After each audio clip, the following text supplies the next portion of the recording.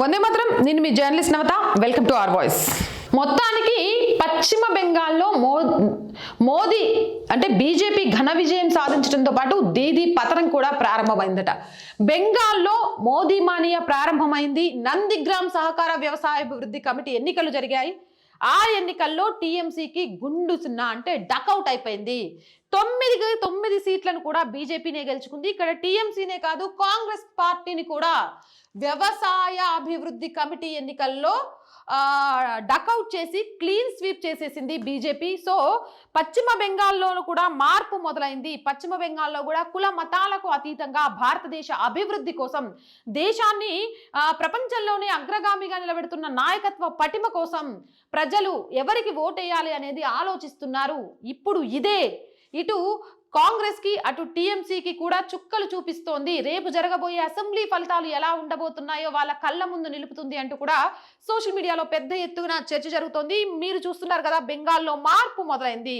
మోదీతో పశ్చిమ బెంగాల్ ప్రజలు కలిసి నడవడం మొదలు పెట్టారు. దానికి నిలువెత్తు నిదర్శనమే నందిగ్రామ్ సహకార వ్యవసాయ అభివృద్ధి కమిటీ. 9 ఆ కమిటీలకు సంబంధించిన 9 ఎన్నికల్లో 9కి 9 బీజేపీ తన ఖాతాలో వేసుకుంది. ఇటు కాంగ్రెస్ కానీ అటు టీఎంసీకి కానీ ఒక్క సీటు కూడా దక్కలేదు. దీంతోనే అక్కడ ప్రజలు ఎలా ఆలోచిస్తున్నారు, ఎవరి నాయకత్వాన్ని కోరుకుంటున్నారు, రేపు అసెంబ్లీ ఎన్నికల్లో జరిగే పరిణామాలు ఏంటి అనేది కూడా చాలా క్లియర్గా అర్థమవుతుందని చెప్తున్నారు. ఏవైతే ఉన్నాయంటే ఇటు కేరళ కానీ ఎక్కడైతే బీజేపీ స్ట్రాంగ్ గా లేదు, కమ్యూనిజం భావజాలం, సుడో సెక్యులరిజం ఉంది, మతతత్వ రాజకీయాలు జరుగుతాయని మాట్లాడుతున్నారు, అలాంటి ప్రాంతాలలో కూడా ఈరోజు భారత జెన్జీ ఆలోచించడం మొదలుపెట్టింది. దేశ అభివృద్ధి కోసం ఎవరి వైపు నిలబడాలి అనేది ఆలోచించడం మొదలుపెట్టింది.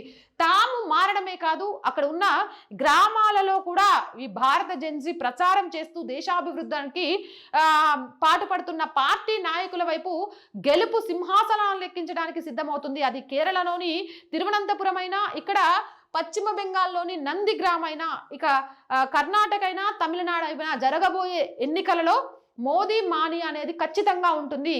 ఆయా రాష్ట్రాలలో కాషాయ జెండం పక్కా. ఈ దెబ్బతోటి అధికార దాహం కోసం దేశాన్ని చీల్చాలి, మతతత్వంగా దేశాన్ని విచ్ఛిన్నం చేయాలి, కుల రాజకీయాలతో హిందువులను విడగొట్టాలి అనే పార్టీలకు చరమగీతం తప్పదు అంటున్నారు. మరి మీరేమంటారు? మీ అభిప్రాయం ఏంటి అనేది కామెంట్ సెక్షన్ లో పెట్టండి. మోర్ వీడియోస్ కోసం ఆర్ వాయిస్ పొలిటికల్ రెండు మన ఛానల్స్ అండి. So please subscribe our channels. Content బాగుంది అనిపిస్తే లైక్ చేయండి, షేర్ చేయండి. ఆర్థికంగా ఆర్ వాయిస్ కి చేతనందించండి. ఆర్థికంగా ఆర్ వాయిస్ కి చేతనందించాలి అంటే సబ్స్క్రిప్షన్ పక్కనే జాయిన్ అనే బటన్ ఉంది. 1 to 5 లెవెల్స్ ఉన్నాయి. ఏదో ఒక లెవెల్లో సపోర్ట్ చేయండి. లేదా స్క్రీన్ మీద గూగుల్ పే, ఫోన్ పేతో పాటు అకౌంట్ డీటెయిల్స్ ఉన్నాయి. మీకు తోచిన సహాయాన్ని అందించవచ్చు. వ్యాపార ప్రకటనల కోసం 8328500576 నెంబర్ని సంప్రదించండి. జై హింద్, జై భారత్.